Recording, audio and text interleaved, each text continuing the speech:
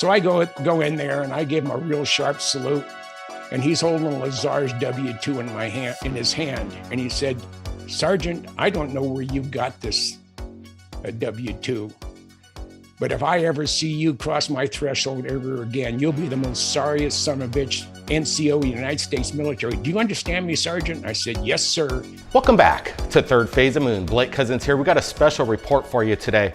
Over the past couple weeks, it's been a roller coaster in regards to S4, Bob Lazar.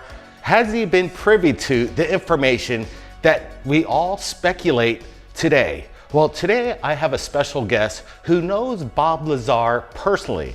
They're friends, they've known each other for decades now, and we're gonna be going over actually possible proof from an eyewitness who saw the cover-up of Bob Lazar. Buckle up, everybody. It's gonna be an incredible ride. We got James C. Goodall with us. Welcome to Third Phase. I'm delighted to be here, and aloha to the Cousin Brothers. You in person and your lovely wife and dog and the whole family. Really fun times. But I recall one night we had a special conversation in regards to Bob Lazar, and you spoke to us in regards to a cover-up that happened right before your eyes from a two-star general in Admiral, two-star Admiral. But before we get to this incredible story, I just want to back up a little bit and let everybody know how you personally met Bob Lazar in the very beginning. Let's start it there. Okay, it was early January 1989. I was in Las Vegas visiting my dear friend John Lear. Everybody knows John. And we were going to be heading up to Tonopah. We were going to drive around the Nevada test site just to see what we can see. And we're heading up US 95 just outside of Vegas. We're just north of Scotty's Junction. That used to be a legitimate house of ill repute until the government took it over and they ran it out of business. We went and had lunch in the town of Tonopah, and then we hit US 6, drove 14 miles east. There's a big sign that says Tonopah Test Range. We turned down that road, you go down 18 miles. And I saw my very, very first F-117. And it was like being an 11-year-old kid and seeing a naked woman, not a girl, a naked woman for the first time. My body was vibrating so bad. I was shooting print film. This is before digital cameras. And I had 36 exposures. I have my Nikon, and I had a good telephoto lens on it. And we're waiting to see something. We see to the north, two white lights. One is surrounded by a big black dot, and the other one's a small white dot. What turns out it was an F-117 with a T-38 chase. And as it flew over, I shot through all 36 exposures of my Kodacolor 100 print film. And I didn't know if I had any of them that were any good because I was shaking so bad, they were probably all blurred. So John and I, we finished that, we jumped in the car, we're heading back to Vegas, and we stopped at Little Alien for a quick bite of one of their alien burgers. And then we head to John's house on the north end of Las Vegas, near Sunrise Ridge and Nellis Air Force Base. We got there, it was a little bit after 9 o'clock, and I was a little bit disappointed in the timing because I had some print film in my camera that needed to be processed. And back then they had things called photo mats. You go to a shopping center, and there was like a coffee kiosk now in today's world. So John said, "Hey, we have I have a new friend coming over. He just moved here from Albuquerque. He's interviewing for a job out in the desert." I said, "Okay." About 10 minutes later, I knock on the door. John answers the door, and there comes this nice looking, very cordial gentleman, introduced himself as Bob Lazar. And I'm telling him about, we're doing a little bit of, just chewing the fat. And I tell him what my dilemma is. I have these pictures of an F-117. No one has seen other than one terrible photograph officially from the Air Force. And that was the only image of the F-117. So Bob said, well, gee, I have a C-41 processing unit at home. Let's jump in the car and go to my place. I said, okay, fine. So we jump in his car, and we're about a block out of John Lear's house. And Lazar looks at me, I feel sorry for John Lear. I says, why is that? I said, well, the dumb son of a bitch believes in UFOs. He's from this incredibly famous aviation family. I mean, his dad brought Learjet to the world, and he believes in UFOs. So I'm a nuclear physicist. If I can't prove it mathematically or put my hands on it, it doesn't exist. And you can put a gun to my head, and I won't admit that UFOs are real. Well, we all know where that ended up about a year or so later. So that was my introduction to Bob Lazar, and we've been friends now for 32 years.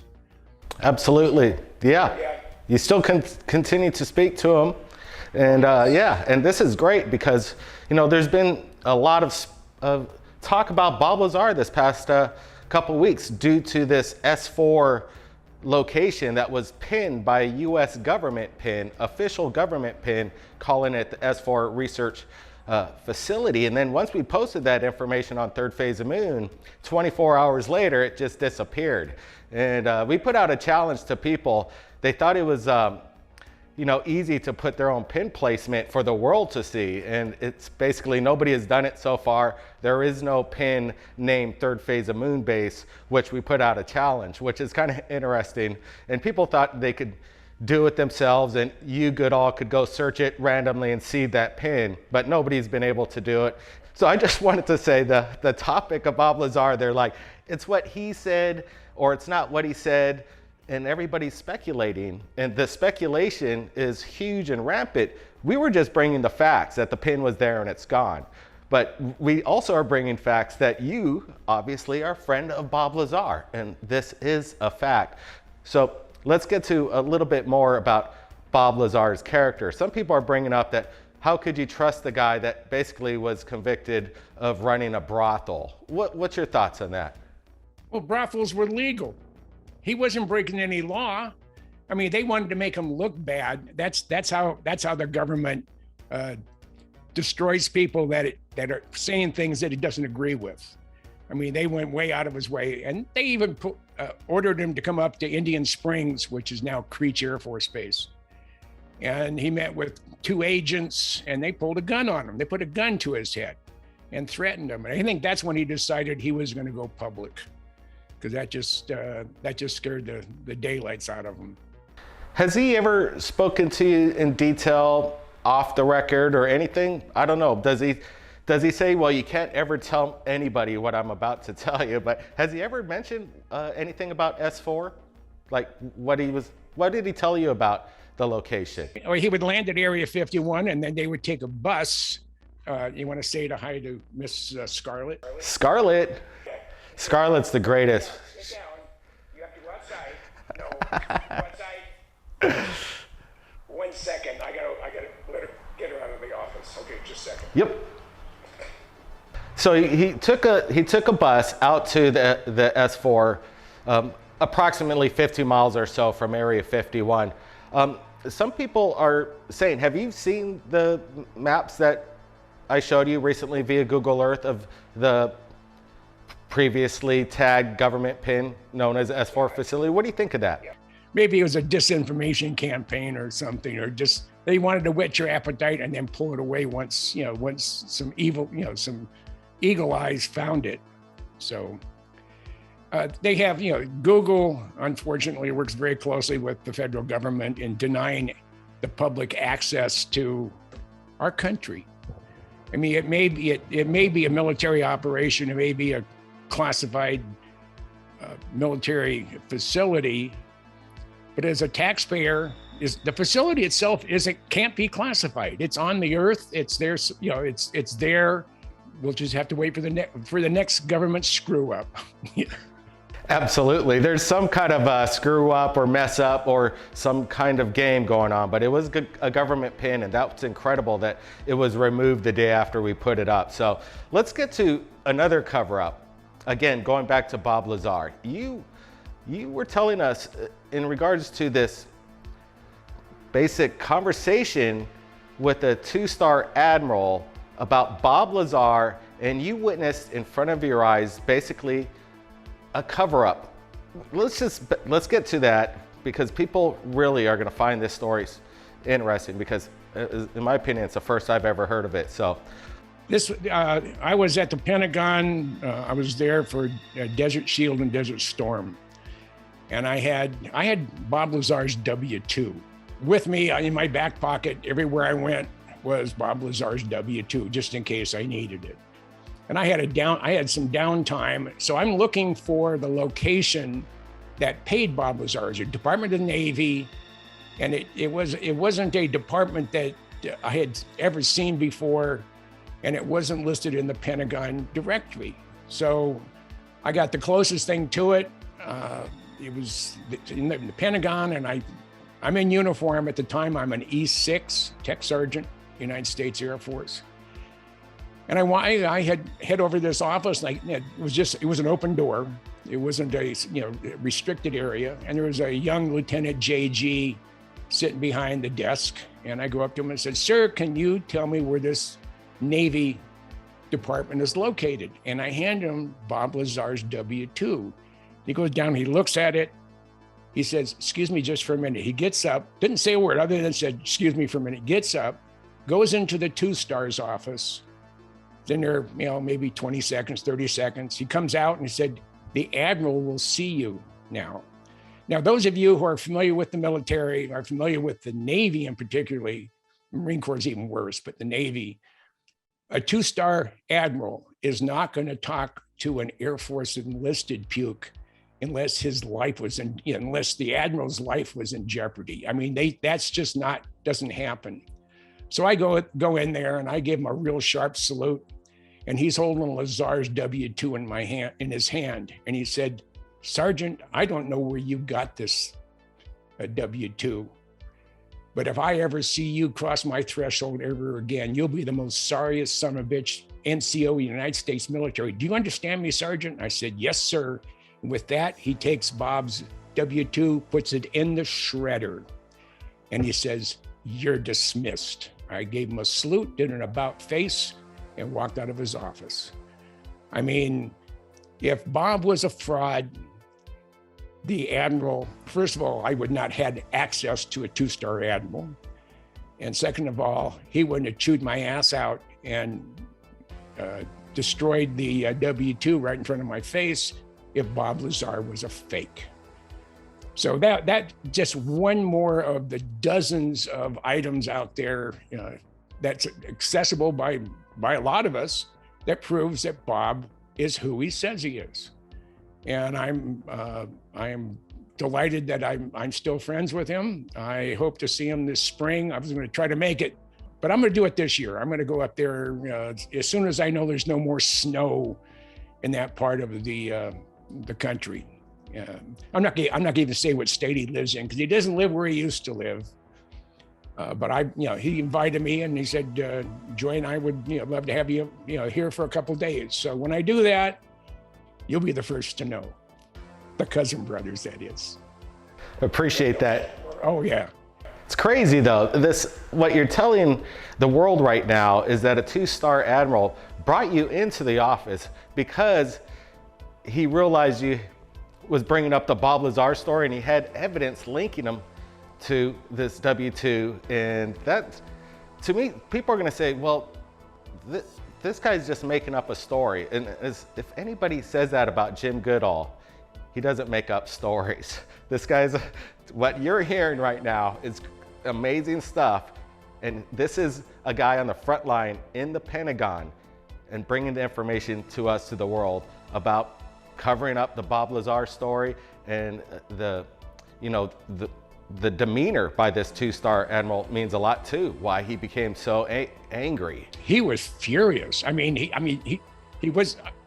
He wasn't shaking, but I can tell this guy. His eyes were wide open, and he was looking at me like, "I don't know where you got this, Sergeant, but if I ever see you cross my threshold again, you'll be the most sorriest son of a bitch in the United States military. Do you understand me, Sergeant?" And Yes, sir. Do you regret going in there with the W-2? Hell no. No, I wish I'd have made another copy of Bob's W-2 just so I had a copy of it. But when I go see him this spring, I'm going to ask him if I can get a copy of it and see if I can track down. I'll still see if I can find that department. In Washington, D.C., the main zip code is 202 dash, and then there's 2 digits. From 01 to about 37, those are not classified locations. From 202, 38 to about 202, 44 or something like that. Those are going to places that don't exist as far as you and I, American taxpayers, are concerned. You know what's amazing too is all the work you've done in bringing forth aerospace history for the first time. Again, you're on the front line taking photographs of these amazing birds that has been classified, and you bring it to the public to see, and you've written these books. And let me just pull this up here because we've got one ourselves, and it's a beautiful book, and there's a little background behind it that we worked with Jim on. Take a look at this, guys. Hi there, I'm Jim Goodall. I'm here today to talk about my newest project. I have my Lockheed Blackbird book. I had about 50 years putting this thing together. It's 224 pages, about 700 plus photos, of which over half of them have never been published. And then I have my 75 years of the Lockheed Skunk Works. This is really my ultimate book. This is book number 28. And I have, I cover 40 plus programs. There's 1,100 plus photos. Again, half of them have never ever been in print. And I'm just thrilled to do it. I actually had a book signing at the Lockheed Skunk Works the beginning of June. I met with the Vice President General Manager, Jeff Babion. They're thrilled with the book. When I gave Jeff my Blackbird book, this one right here, he said, you probably didn't know it, but the Blackbird's my most favorite airplane in the whole wide world, but he had never seen one fly. And that's the closest he's gonna fly. And he said on this one here, it says, I have a man cave, and my 2 books live in his man cave now, and that just tickles the heck out of me. No one has anything like this book. When Don Emmons, a former Blackbird pilot, got this, he figured it'd be just another Blackbird book. Well, he has a memorial in his living room with all his Skunk Works and Blackbird memorabilia, and right in the middle of it is my Blackbird book, and that just tickled the heck out of me. This one here, I never thought I'd be able to get what I got. I'm delighted with all the help I got from the industry, and if you're interested in the book, either one or my B-2 book. I also have 2 submarine books where I cover the Los Angeles class 688s and the I-boats. And the volume 2, I cover the Seawolf and Virginia class, plus the NR-1. And you go to Amazon, look up books by James C. Goodall, Goodall. They'll pop up. You can't get them at any better price than Amazon. But if you want one autographed, we can make an arrangements. I'm on Facebook. Go on Facebook, Jim Goodall. Real easy to identify which one's mine because it usually has spooky airplanes and or submarines on the main page. And I think you'll be thrilled with what we have. Now, see, this is 384 pages, hardbound, mostly color. This thing's 100% color, 224 pages, and anybody in your family or your friends or relatives that are into airplanes or into anything that Lockheed's building, this is all you need. This has it all. This covers everything, and I know you'll be thrilled. And I'm going to be at various functions throughout the year, and I'll make those announcements on Facebook, and maybe you can get one directly from me. Check out the links below. I thank you for ordering my book, and I know you'll enjoy every bit of it. And again, if you have any love of aircraft and spooky airplanes, these 2 books, you can't go wrong. All right, that's right. It's available now in all bookstores, Amazon, everywhere. I urge you guys to take a look at that book. There's so many pictures in there. It's heavy. The quality is beyond any kind of book that I have in my collection. So you've done your work there, Jim. Appreciate you joining us right here at Third Phase of Moon. Well, yeah, you guys are on my first call list. Anything that comes up that of any interest as it pertains to things that go bump in the night, or just areas of interest, I'll drop it. I'll drop you a line first, and if you want to run with it, fine. If you don't, fine. But you are my first choice in sending stuff off. You know, that means a lot, Jim, and appreciate the access to the information that you bring forth. You bring them, and we break news because of the information you bring. It's crazy. And I hope people enjoyed this episode. You heard a lot of stuff for the first time. And again, go take a look at the link in the description for those books. They're off the hook. Everybody, be safe out there. Blake Cousins, we'll see you next time. Let's just go down the rabbit hole here for a second. Let's just assume this is some sort of adversarial or foreign technology.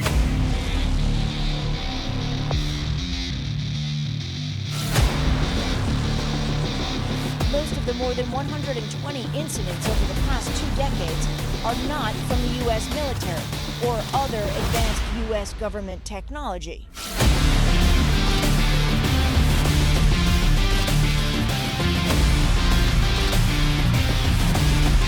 It gets right in front of me, it just disappears.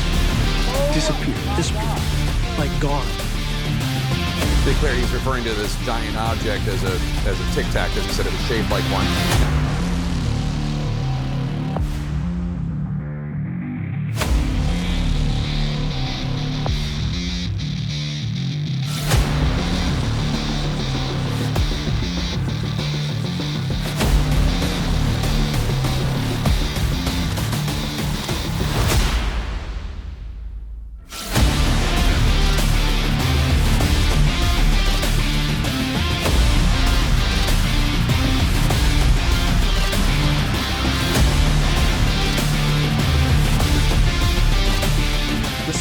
We're in, that we don't know what these things are, and they might even be extraterrestrial.